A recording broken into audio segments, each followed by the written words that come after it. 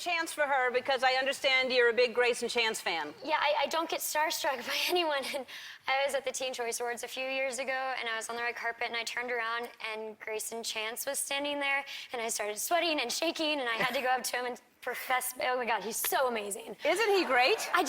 He was 12, and he sang that song, and oh my gosh, yeah. I know. He's out of control. I'm proud of him. He ate his Wheaties or something. Yep. He's pretty amazing, and he writes all his own music, and he's really great. So you know how to pick him. You're smart to look at him and go, he's something. He's too young for you. You know that, right? I do. Yeah. I do. He's 14 now, but maybe, you know, wait a little while till you're, you know, maybe 40. 30, and he's 40. Yeah, something like that. Just wait. Just hold out patience. Do you remember your first movie? The one I admit is the first one, or the actual first one? You know what? If you don't remember, it's called Model from Hell. Let's take a look. Let's take a look. Let's take a look at a clip. Let's take a look. No! I've never Watch this. seen it. I've never seen it. 有病啊！你是因为妖怪，妖怪，真正的妖怪，怪我！ The head comes out.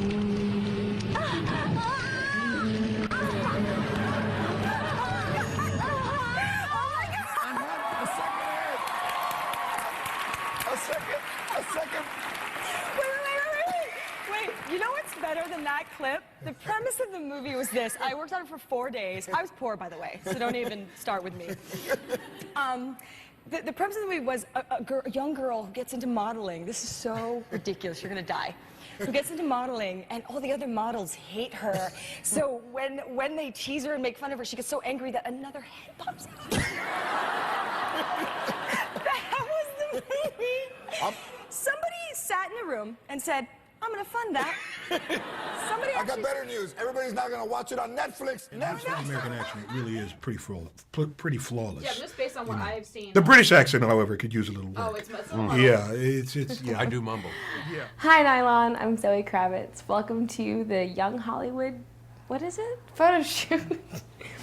Hi.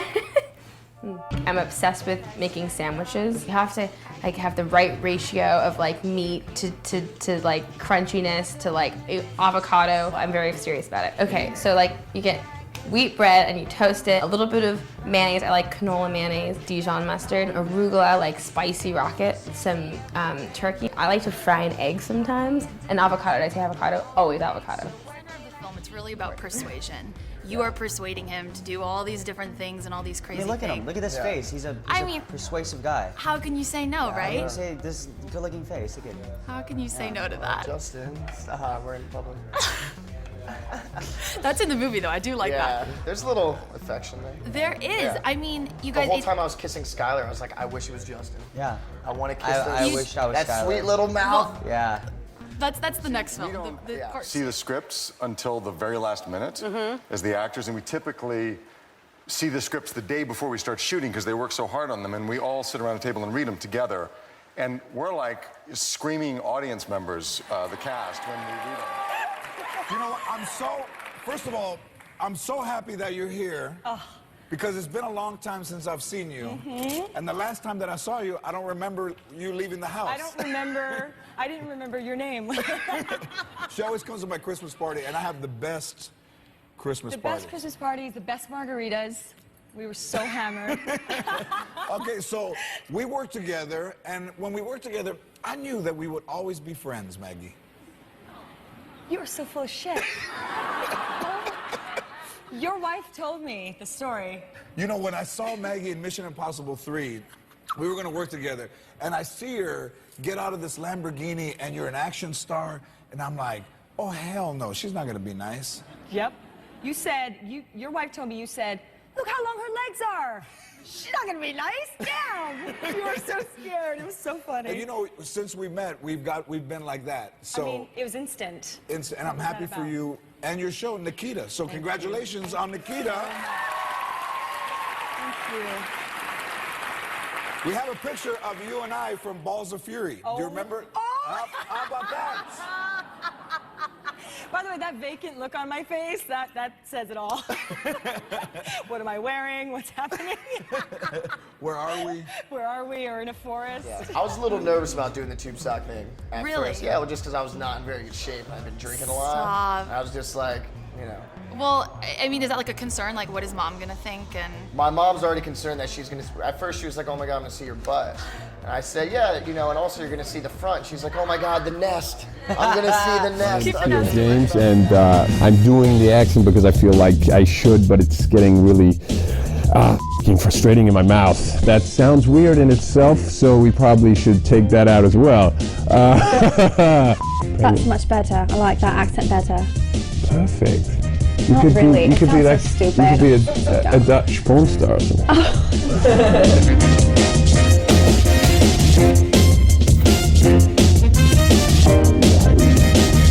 You have a New York accent in it, and did you go to a dialect coach? I did, Master yeah. that? I did.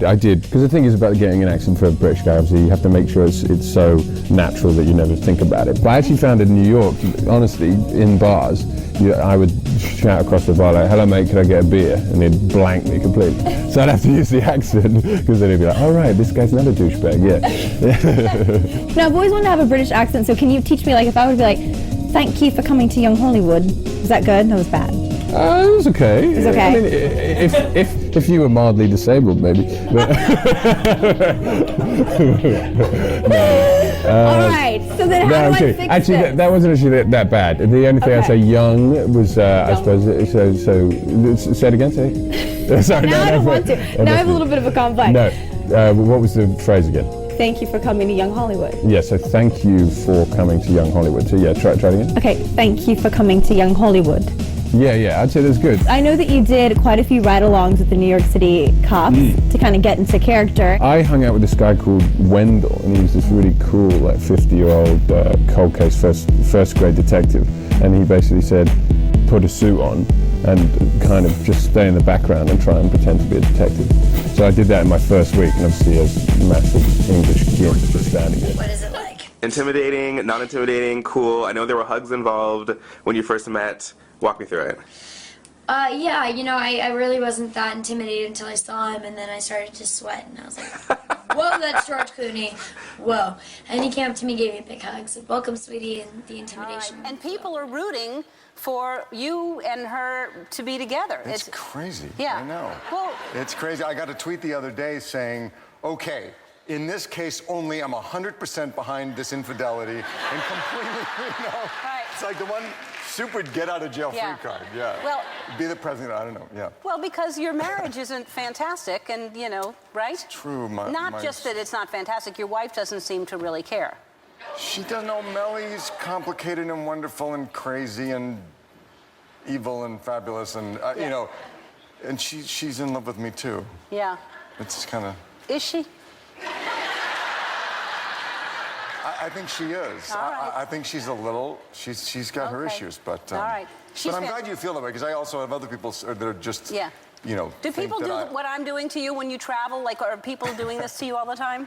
So, okay, every week. This is how I know the show is kind of blowing up. I live on the East Coast, so on the weekends I try to get home to see my family, and every week at JFK it gets more and more crazy, on Virgin America Airlines, which I fly, the other week I was on the plane, and the flight attendant was this really sweet young woman, came up to me and said, hi, Mr. President, and it was nice that she acknowledged the show. But then I go to the bathroom, and I come out of the bathroom, and she says, we need to talk. She said, you need to understand, Olivia loves you. She loves you. She is the only person of all the people around you that truly loves you, and she did what she did because she loves you, and you need to forgive her, and you two need to be together. And I said, thank you for the advice. I don't make these decisions, and so she was giving me a very serious relationship, but she was not. Maybe friends who liked comic books that you were part of this Hellfire Club, did that kind of raise, your awesome level? Or? Yeah, I mean, I didn't realize so many of my friends were X-Men fans. It's not something I really knew about, so it was never a topic of conversation. And all of a sudden, so many of your friends were like, oh my God, I love X-Men. In episode number, I was like, I never knew this about you. Like, so many closets. She's doing great, and she's funny. Can you do an impression of your mom? My mom, when she calls. Hi, Mom, it's Maggie. Oh, Maggie, how Josh? George is good. She loves you. Oh, she does. She lives for you. And your sisters are, it's a beautiful family. And Q comes from Quigley. It's very, my name is Margaret Denise Quigley. I have the whitest name on the planet. But yet, when I got to Hollywood, I'd walk in, I'm not kidding, I'd walk into, you know, executive's office, and they'd say, your English is so good. And I'd be, that's a shocker. And how did it become Q? When I was living in Asia, they just couldn't pronounce it. They just couldn't. They'd be like, Maggie, and it never came out. And so one day, the biggest newspaper printed Q, and then everybody followed that, and then I'd show up and they'd say that, and I went, okay. It's a great name. So Bruce Willis tells a story about getting kicked in the face and getting 40 stitches, and he says that you kicked him in the face. First of all, it wasn't 40. Let's just make that very clear. So what is that about? I did not kick him in the face. How did he get cut? I would have lost my job.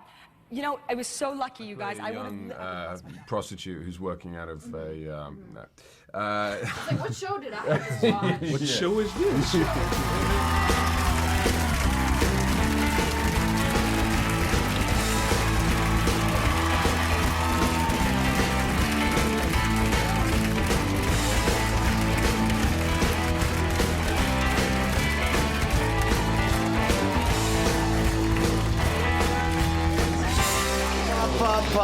I can see that you're nervous about your first talk show appearance. I just love it. I was thinking about how you walk onto a talk show and they always do the last drum thing and they acknowledge the band, which you guys were fantastic. So now I'm doing it and I'm on a talk show. There you go. Wait till you get to Ellen. She's going to love all that dancing. I dance like Ellen. I get told that all the time. Was there watermelon in the dressing room? In your dressing room? No. There better have been watermelon in the Strawberries, grapes, no watermelon, absolutely not. So today, happy birthday. Today is your actual birthday? Thank you. It's my real birthday. Yeah. 26 today? 26, yeah. Have you started celebrating yet? I celebrated a little last night, You did? and I figured, like, you know, How did for you your show, celebrate? I would not come on drunk. Oh, that's but nice. But right when I leave here, I will be. Yeah, well, Guillermo actually could probably get you drunk before you even exit. On your way out, you'll probably get hit with a shot of tequila or something like that. A little bit tequila. You brought some photographs. Tell us what. Yeah, I did. What is this? What are we looking at here? Okay, so these are it's like my group of best friends, and I grew up in Florida. They all flew up to New York for my birthday, and if you look close, my mom made these like neon green T-shirts with my face on them, and I made them all wear them because I'm like, dude, yeah, crown 21st. And your mom made T-shirts of your face with a crown on. Yeah, yeah. This is why you suffer from high self-esteem, I would imagine. That's what I'm talking about. Yeah, that sounds so tuned.